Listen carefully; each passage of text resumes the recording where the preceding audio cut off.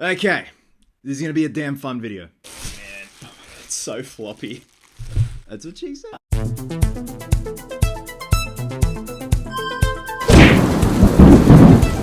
Hey guys, welcome back to the channel, and today it's gonna be not an unboxing, an unpackaging?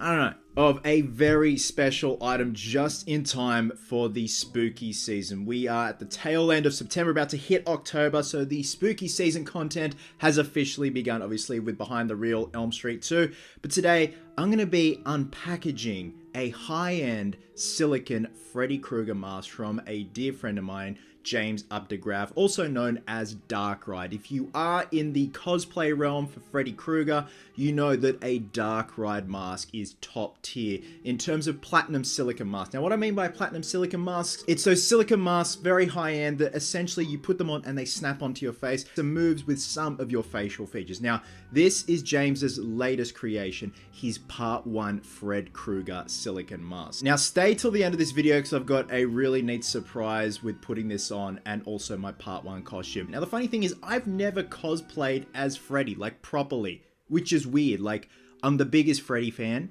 clearly. But yeah, I've never really cosplayed as him because I just haven't had the proper costume. But now I have all the pieces, and I'm also going to be going through and cataloging the other costume pieces that I'm going to be using, including sourcing like original make and model parts, my gloves, sweater, pants, and boots. But without further ado, let's take this out of the satchel. Now, once I take it out, show you guys some details, I'm then going to pop it on my Robert Englund life cast that I have right here. I've taken the ears off because that way, without the ears, it doesn't put any unnecessary stress on the mask when we put it over. So I'll throw it on the life cast, show you guys some nice up close detailed shots of the actual mask, and then I'll throw it on my head and see how we're looking. Oh, okay. Man, it's so floppy. That's what she said? All right. You guys are going to see the front before me, so here we go. How are we looking? Oh my god, it's beautiful. Look at all the shiny saws. So James was really kind enough to ask whether I wanted everything to be shiny all over or just the saws. I just requested to have the saws shiny and the rest of the skin matte. That is just how I dig the makeup, the Part 1 makeup. Look at you. Okay, so what we're going to do is pop this on the Robert Englund life cast. Come here. So the way you put these masks on is you kind of got to put both hands inside and kind of flip, if I can, the bib over like that. And that is how you pop it on. This thing is stunning. Bit of futzing because... Look at him. Look at that. See how it fits with the fedora. So I'm probably gonna have to remove the band from my fedora. So the fedora that I use is similar to the same make and model fedora from the first Elm Street. So it's the designer collection Godfather fedora, except this particular version is a few models up from the original one they used in 1984. Still, this is a vintage hat. So I'm probably gonna have to remove the band just so it fits a lot better. Though, with that being said, like, it does fit pretty well on my head. Yeah, I definitely will have to remove the band, so it's gonna have a nice proper fit, but this is just gorgeous. All right, with that being said, let's get close up and check out this bad boy. So I specifically requested a bit of extra charring on my mask. That's just the way I like the Part 1 makeup, especially on the ear here.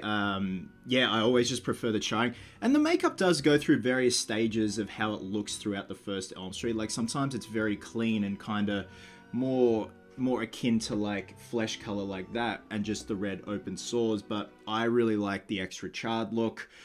Probably matching it to the boiler room scene when Freddy cuts his chest open in front of Nancy and all the maggots come out. It looks pretty charring there, but just look at all the beautiful detail here and just how shiny all the open wounds are. So it does have a little bit of tack to it, but that's just how the platinum silicone is. So this, I believe, is smooth on, but James mixes up his own hybrid mixture of silicone, and that makes sense. I guess the more you use this stuff over the years, the more you get used to it and know how it works, how it reacts, how it behaves, the characteristics of it. Now, I'm just looking here, there is power mesh embedded in the mask, and power mesh is essentially just like a stocking material that James puts over the core, locks in the mold, and then injects the silicone and it fuses it all together, especially when it comes to the pullover over the head. That's where you need that strength, especially in the neck area. So before I go any further, I probably should mention the costume pieces I'm going to be using and where I got them from. Now, obviously mentioned the designer collection Godfather fedora. This is a vintage one. This is a few models up from the original one used in the first Elm Street.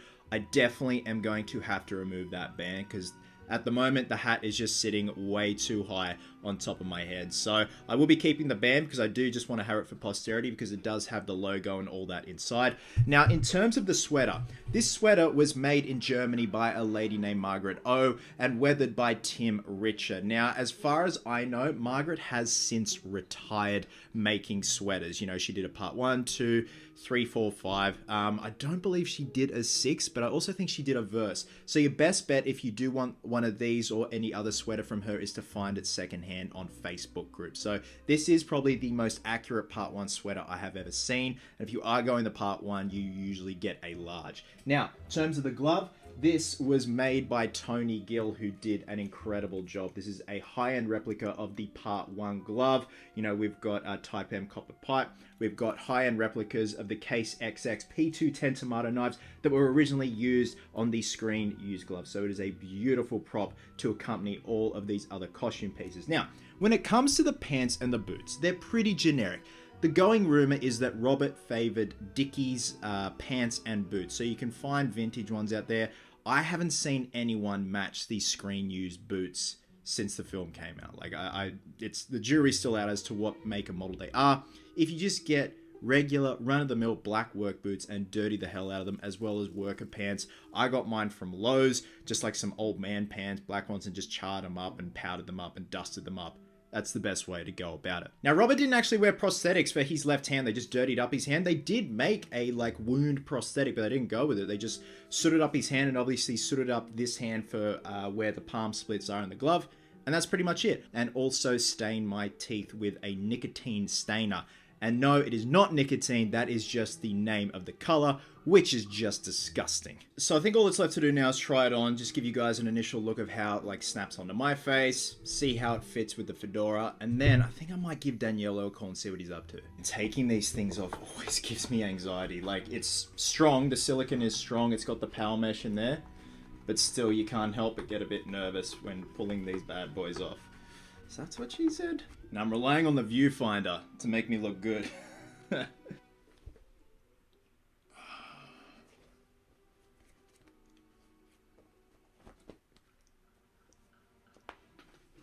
Oof. Holy shit. That is so cool. You get a proper neck turn. See how it looks with the fedora. Yeah, I'm definitely gonna have to take the band off. It's just sitting on top. Look at it. Very comfy, surprisingly. And it cups onto your lip, which is really cool. Do the Robert Englund smile.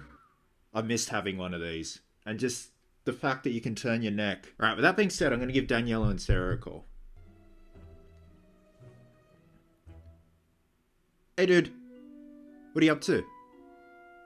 Oh, nice. Would you be keen, you and Sarah be keen for a photo and video shoot later tonight? Yeah, it's arrived. Yeah, I'm wearing it. No, don't worry about it. Because I wanted to. Okay. Alright, I'll see you tonight. Okay, bye. Sweet.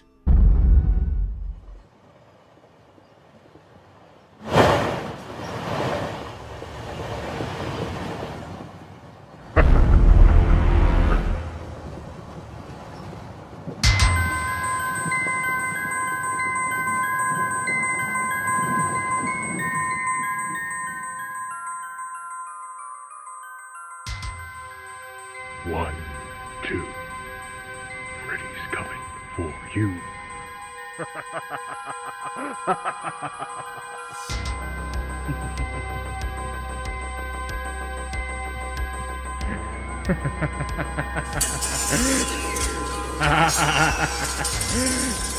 Can I hit you?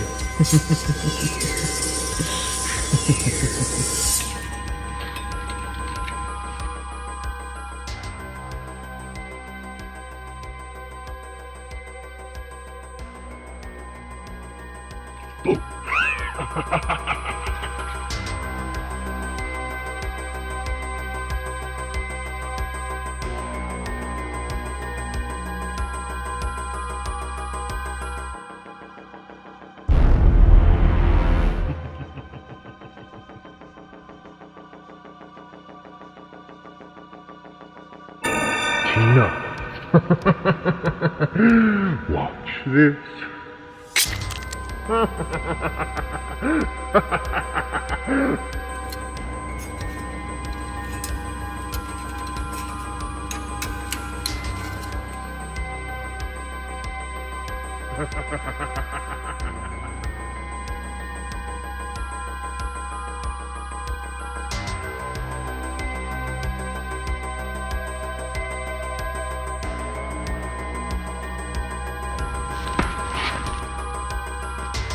Happy Halloween, piggies.